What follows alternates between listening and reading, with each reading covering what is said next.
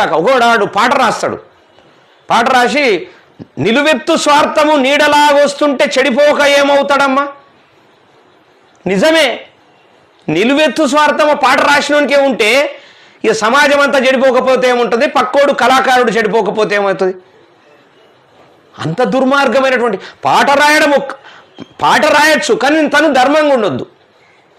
నిలువెత్తు స్వార్థము నీడలాగు పోస్తుంటే చెడిపోక ఏమవుతాడమ్మా? ఆత్మీయ బంధాలు, ప్రేమ సంబంధాలు దిగజారుతూ ఉన్నాయో అమ్మ.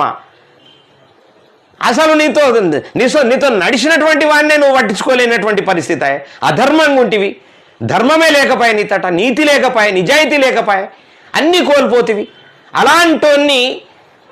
అలాంటి పాట అయినా పడితే మనం ఏ రోజన్నా నిప్పులు జరిగే తుపాకీ రవ్వల గుప్పెట బట్టి నలిపేసిండా? నెత్తుడు జిమ్మే దారుల్లోన విత్తనాలమై మొలికేసిండా?